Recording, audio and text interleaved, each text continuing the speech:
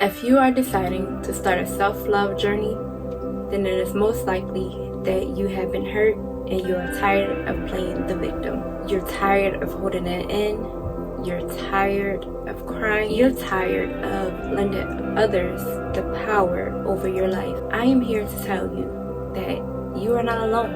You can hear my voice in your head, and you wanna hear it again. There are so many people starting this journey with you, and there are so many people who have already started the journey and are still on it, and they were able to turn it into a lifestyle. And I know that people who have already started the journey may make it seem so easy and so simple to just gain self-love, because it's not until you're on the other side that you really realize just how easy and simple it was. But for those starting from the beginning, it may not be as easy. I remember starting my journey and I was just a kid, very young. Nobody told me to do it. Nobody taught me how to do it or even asked me to do it. I just knew that it was something I needed for me. And I know it's crazy to say because I was just a child. I was so young. Don't know what it looks like. Don't know what it feels like. Don't even know if it's real because I never seen it. There was nobody in my community that I could actually point to and really truly say like that's self-love. So the first thing I did was look in the mirror and I would just point out all the things that I liked about myself and all the things that I didn't like about myself. And that was internal and external. I remember crying because there were so many things that I had held in and didn't let out. A lot of childhood trauma that I didn't know was there because I always just pushed it to the back and ignored it. I just never spoke on it because it just wasn't normal to speak on it. So I say that to say the beginning stages will never look like the stages at the finish line. It's not it may be hard, it will be hard, but that's all part of investing into yourself, investing into being able to get over those fears, get over those traumas. And to be honest, letting it all out is worth it. Everyone's journey is not the same.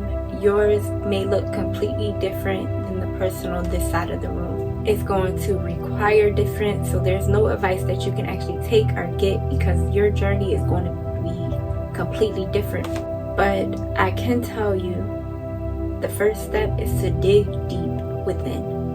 Figure out your mindset, your mind frame, figure out that blockage and where it stems from, and then ask yourself, what is it that you need to work on? What is it that needs to be done to work towards that end goal of yours? How can you get over this? What steps do you think you need to take? Do you need therapy? Do you just need to do mirror work? Or do you just need to love yourself more? Or do you need to maybe sit in it for a little bit and recognize and acknowledge what you've been through?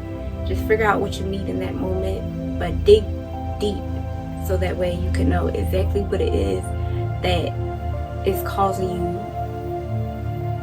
to have problems in your life today. The next thing is to just start doing things that make you happy, that bring you satisfaction. Are there some type of hobbies that could just put you in your happy place? Are there certain people you can surround yourself around that push you in your happy place? Whatever that happy place is, lean more towards that. Think of people you have in your life. Has there been people that disturb your energy, where the vibe is just off? It may be time to isolate yourself from them and surround yourself around people that bring you happiness and that brings you joy and that matches your energy. People that are open and people that are willing to accept the new healed you. I know it may be hard to remove people that you know from your past because you have attachment to them, but it can be easy when you're doing it with the right intentions. So just try to keep that in mind, because when you're in a transformation stage, there will be people that won't recognize you because they never got to know the real you. They got to know the hurt you.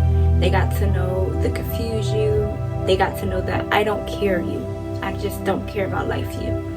But they never got to know the real you. They never got to know the you that was born, the you with the purpose that was placed on this earth for a certain reason. They didn't know the hill you because you didn't even know the hill you.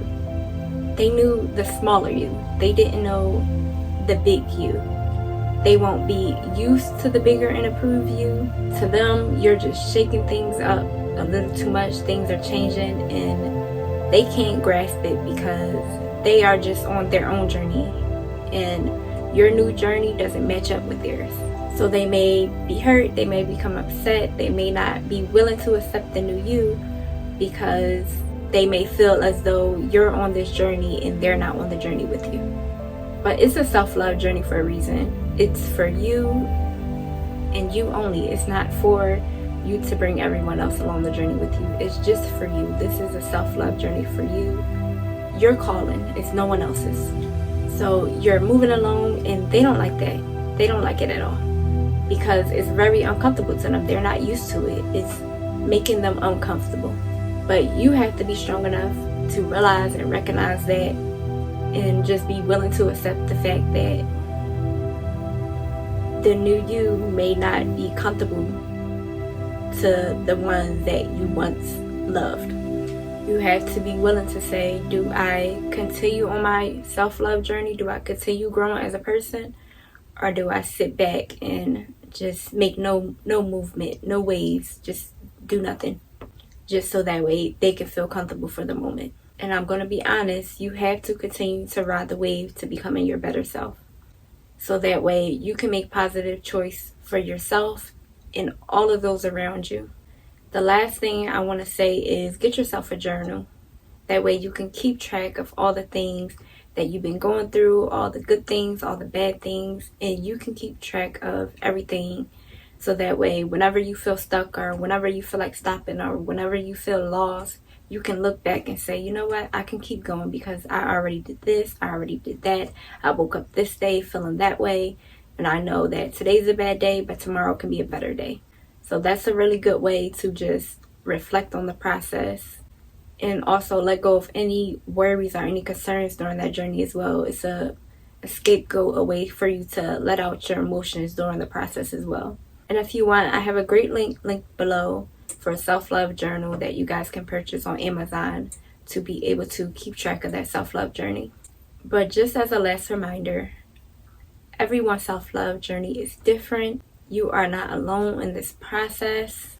It is a process. You should not rush it and just enjoy the journey. Go at your own pace. It's okay to let go, shed any tears you have to shed. It is all part of the process.